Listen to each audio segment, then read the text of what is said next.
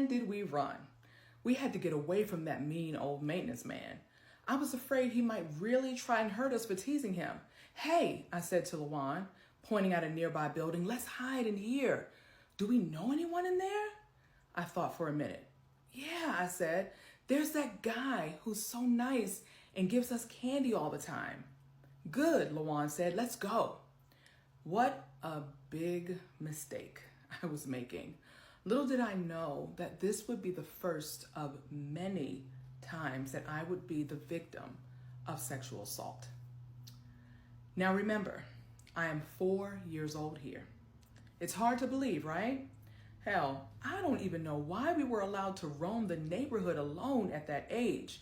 I guess times were different, and so I began knocking on the door frantically. The man answered quickly and even seemed happy to see us. Come on in, he said, smiling, his mustache bigger than I remembered. We rushed inside and began all at once telling him why we were afraid. He made us feel comfortable. He gave us candy and soda and then started playing music. His house was neat, but kind of grimy, the hardwood floors gleaming, but at the same time looking like they had a thick layer of dust and could use a mopping. Come, the man said to each of us, tapping his hand on his seated legs, sit on my lap. We all took turns sitting on his lap. As I was there, he started to kiss me and put his tongue in my mouth. Yuck, it was gross. But I thought it was still better than having to face the angry maintenance man. I tried to laugh it off and move away from him, but I really didn't know what to do. I was 4.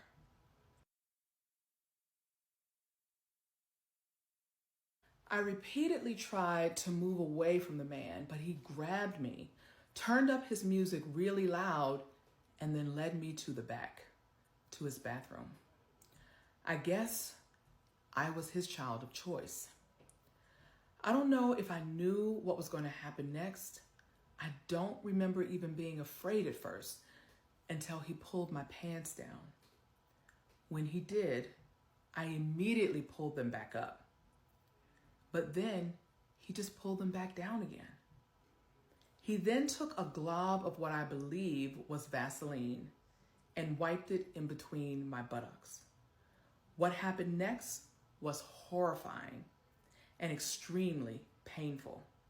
He pulled his pants down and sat on the side of the bathtub. That's when it happened. He pulled me down on his erect eggplant and penetrated me through the back door.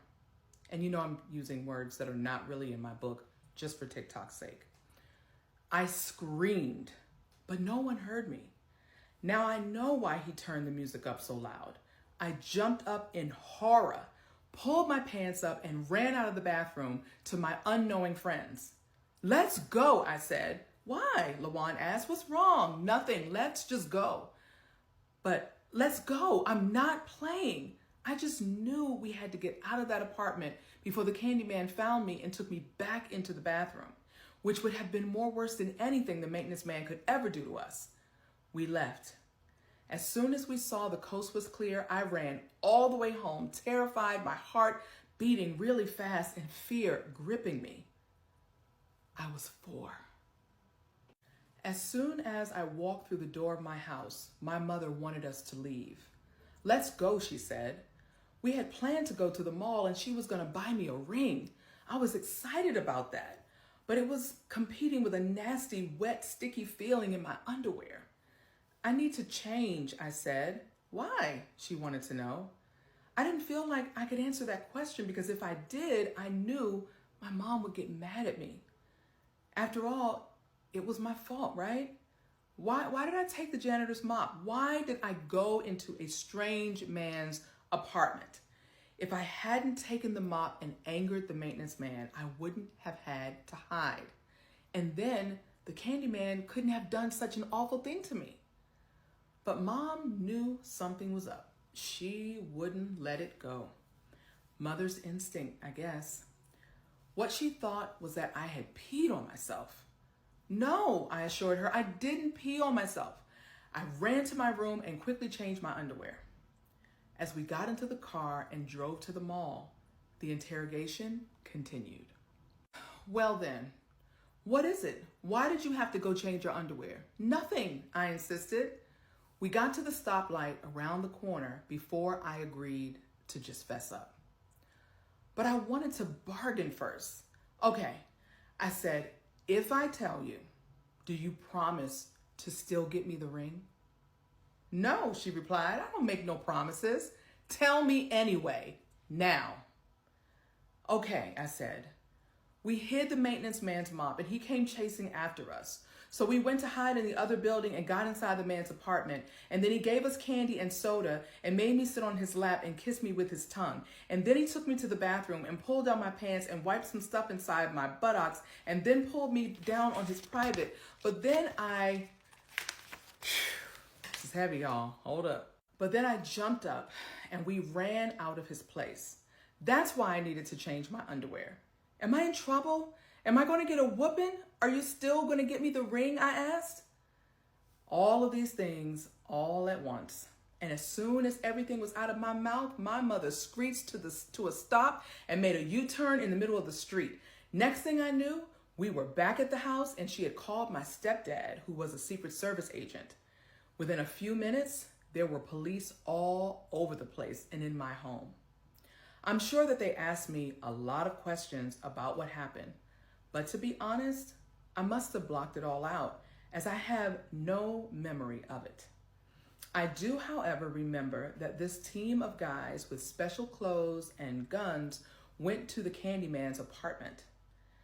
I had to go with them to point out this place.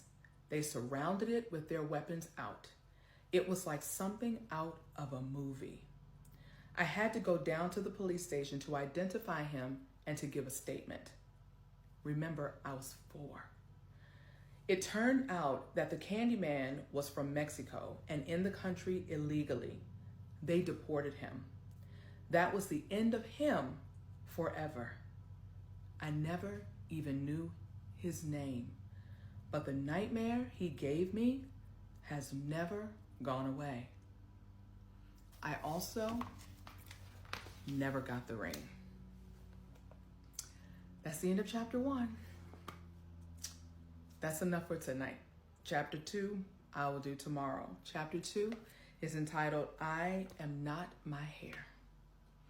Thanks for watching, and if this is triggering any of you in any way, and you feel like you need to talk to someone, but you don't have anyone to call and you don't have any resources, please private message me and I can give you resources of someone to call, to be able to talk to, because that's extremely, extremely important.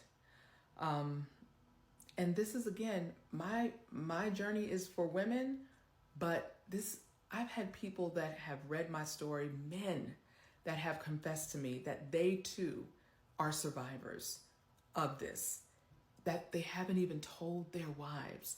And there are wives that are survivors that haven't told their husbands, and they're having issues in their relationship intimately because of the skeletons in their closet, the trauma, all the things that keep them paralyzed, that keep them stuck in this place of shame and disgust and embarrassment, or, so it's different for everybody.